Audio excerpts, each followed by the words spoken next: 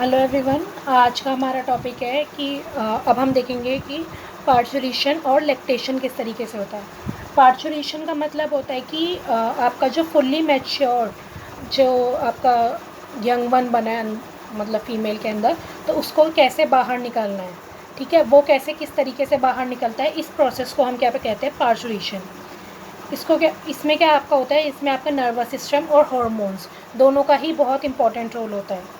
ठीक है, तो इसमें सबसे पहले आपका क्या होगा, इसमें दो मेन आपके हार्मोन काम करते हैं। पहला आपका हार्मोन होता है ऑक्सीटोसिन, जो कि आपका निकलता है प्लेसेंटा से। प्लेसेंटा आपका वो पार्ट जो कि आपको फीमेल और आपके जो बेबी है उसको आपके कनेक्ट करके रखता है। ठीक है, तो उस पार्ट को हम बोलते हैं प्लेसेंटा, और उससे एक हार्मोन निकलता है ऑक्सीटोसिन। वो ऑक्सीटोसिन हार्मोन क्या करता है कि लेबर पेन कॉज करता है। मतलब कि आपका क्या होगा कि वो कॉन्ट्रैक्शन करेगा। जो यूट्रस है, यूट्राइन की जो वॉल है, तो यूट्राइन वॉल में कॉन्ट्रैक्शन करेगा, जिसकी वजह से क्या होगा कि लेबर पेन होगा। लेबर पेन से क्या होगा कि जो यंग वन है वो पुश होगा बाहर की साइड, मतलब फीमेल की बॉडी से आउटसाइड पुश होगा, जिसकी वजह से क्या होगा कि वो आराम से बाहर की साइड आ पाए। अब दूसरा आपका जो हार्मोन होता है that is relaxin. Relaxin hormone आपका क्या करता है, आपकी प्यूबिक और जो यूट्रस वॉल है उसको क्या करता है कि उसकी फ्लेक्सिबिलिटी को इंक्रीज़ कर देता है। फ्लेक्सिबिलिटी इंक्रीज़ होने से क्या होगा कि वो जैसे कि आपका न्यूली जो बेबी है बना है अंदर, तो वो क्या होगा, वो आराम से बाहर आ पाएगा। ठीक है, वहाँ पर कोई भी दिक्कत नहीं होगी। तो ये आपकी मेन प्रोसेस होती है। अब जैसे कि इस डायग्राम में आप देख रहे हो, यहाँ पे क्या है, आपका जो मैच्योर फीटस है वो तैयार हो चुका है, मतलब अब आपका ये न्यूली बेबी बन चुका है। तो अब इसमें क्या होगा आपका, इसमें मेन 3 फेज़ होती है। एक तो डायलेशन फेज़, दूसरा होता है एक्सप्लेशन फेज़, और तीसरा होता है प्लेसेंटल फेज़। सबसे पहले डायलेशन स्टेज में क्या होता है आपका, ये 6 से 12 घंटे की स्टेज होती है। और इसमें हाँ जी, तो जो फर्स्ट फेज़ आपकी डायलेशन फेज़ है ये आपकी 6 से 12 घंटे तक की होती है। ठीक है, इसमें क्या होता है, इसमें आपका लेबर पेन होता है। ठीक है, तो इसमें क्या होगा, जो आपकी ये यूट्राइन वॉल है, ये जो आपकी यूटेराइन वॉल है, इसके अंदर क्या होगा, इसके अंदर कॉन्ट्रैक्शन होगा। कॉन्ट्रैक्शन होगा तो ये क्या होगा, एक मतलब कि कॉन्ट्रैक्शन मतलब कि ऐसे आस पास पास आएंगे एक दूसरे के, ऐसे ही ये इधर से भी इधर आएगी और ये इधर से भी इधर आएगी। ठीक है, जिसकी वजह से क्या होगा कि ये आउटसाइड पुल होगा। ठीक है, जो ये जो न्यूली फॉर्म बेबी है ये क्या होगा, ये आउटसाइड पुश होगा, जिसकी वजह से ये इजीली बाहर आ पाए। दूसरी आपकी होती है एक्सपल्शन स्टेज।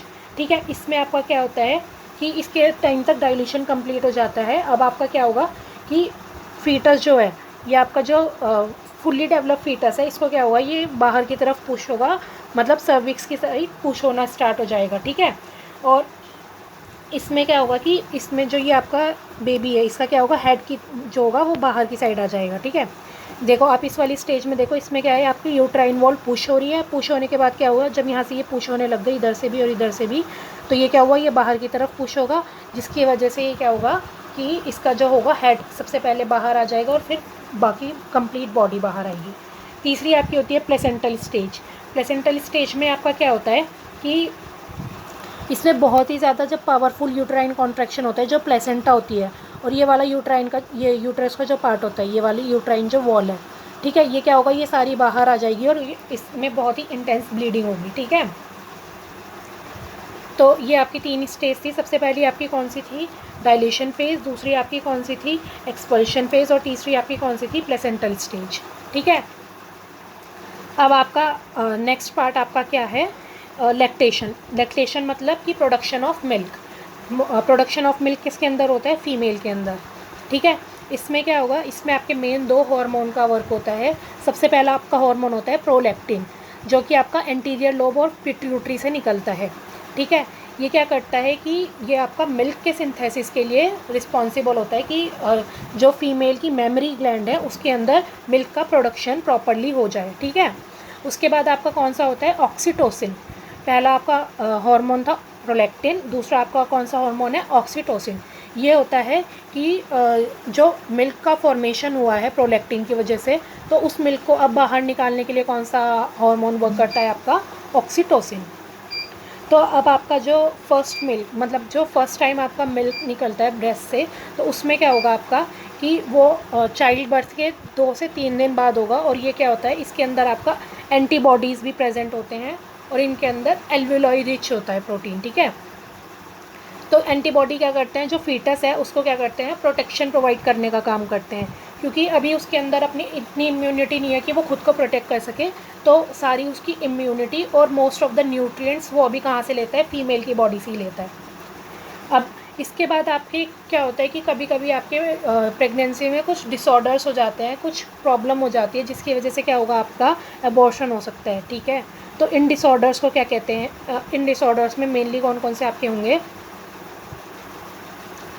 सबसे पहला आपका होगा टेराटोजेनी, ठीक है। टेराटोजेनी में आपका क्या होता है कि इसमें आपका क्या होता है, जो आपका इन्फेंट है, मतलब जो आपका नया ये बना न्यूली फॉर्म बेबी जो आपका है, ये क्या हो गया, ये माल न्यूट्रिशन हो गया, माल फंक्शन हो गया, ठीक है।